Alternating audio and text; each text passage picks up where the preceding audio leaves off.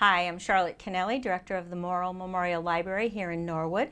And today I'm sitting here with author Katherine Flannery Dering, who is the author of the book Shot in the Head. People online have actually said, you know, why shot in the head? In fact, you see the book and it can be a little a little scary, and it doesn't really tell you what it's about unless you read the subtitle. Yeah, there's a little subtitle, A Sister's Memoir, A Brother's Struggle. Right. So why don't you explain the title first of all? Okay. Well, this book is the story of what it was like to take care of a brother with serious mental illness. I was the second of 10 children, and my brother Paul was 8th. And so I was 12 when he was born. He's almost more like a nephew than a brother in some ways, but my brother. And I became involved over the years in looking after him because when he was 16, he had a psychotic break, and he, within a few days, was diagnosed as having schizophrenia. Mm-hmm. And he never really spoke a normal, complete series of sentences after that, ever again. So he went from being this handsome guy, 14, 15-year-old guy, who was on the football team and lots of friends and everything, to being someone who could not hold a conversation. Mm-hmm. And who announced that he had been scalped. He shaved his own head and then said someone had scalped him. And the blood that was running down from nicking himself was the blood from having been scalped. And on other occasions, he said he had been shot in the head. Mm-hmm. And I never could really know for sure whether he really thought he had been shot in the head. I think sometimes he did. But also, if you tell someone you've been shot in the head, I think they're a little more understanding and helpful and accepting of the fact that you're going to say something bizarre in the next minute or two. Mm-hmm. Whereas if you say, I have schizophrenia, people go, oh, and sort of pull back. Well, mental illness has such a stigma, and it's so unfair. It's a very interesting format, your book, in that you include emails. Yeah. Which is really relatively new in just the last 5 or 10 years that emails have been some books have been in total email format, but people are including more and more of them now. Mm-hmm. I enjoyed that. Mm-hmm. I liked reading the emails. Oh, good. But I know there were some I read a review that said, the email format, but I didn't really particularly like that. I think because people aren't used to it. Yeah. And you did that really because it was sort of like including a primary source. Yeah. It explained everything so well. Yeah.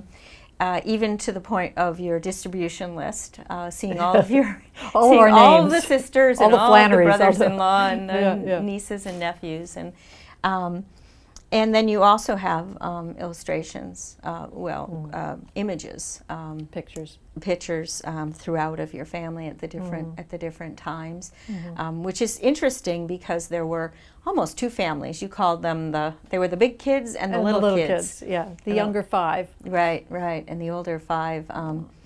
And there was one sister, I can't remember who that was, who wanted to be part of the older 5. She didn't want to be part of the younger 5 anymore. No, actually, she didn't want to be considered a middle child. Oh, that's what it was. And she was 6th of the 10. So rather than being considered 6th of 10, which is just nothing, you're just in the middle, right?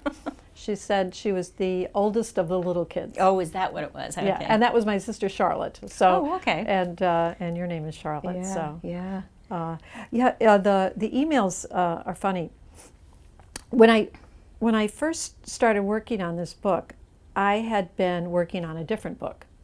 I was a chief financial officer of a bank for many years. Mm-hmm. And when I entered the business world with my MBA back in the late 70s, early 80s, I wasn't exactly welcome in business in many situations. Mm-hmm. And so I thought a book about being and I wouldn't say I was a pioneer, but one of the earlier women in senior management positions and in finance. Would be an interesting book. So I was working on a memoir about that. But while I was working on that, Paul's illness came up, and I kept getting pulled into caring for him. And I started writing a few things, little vignettes about odd things he had said. And so did one of your sisters. Eileen. Yeah, Eileen, I found her blog online. Yes, and she had, of course, the very similar story. Yeah. And also, while we were caring for him, we were sending emails back and forth to each other because we hardly saw each other. Monica would go take care of Paul on Monday, and I'd take care of him on Wednesday, and Eileen would take care of him on Saturday, and so. But we would always let everyone know what had happened today so that they could pick up the ball the next day. So I, at one point, downloaded all the emails and put them into a Word file. And I said, maybe I could put these together into something just for the family. And I had a couple pictures of Paul that were taken while he was ill, and I had a couple little vignettes about caring for him, a couple things that he said, and I thought that would make a nice thing for the family. So I started sorting through the emails. So it really started with those emails.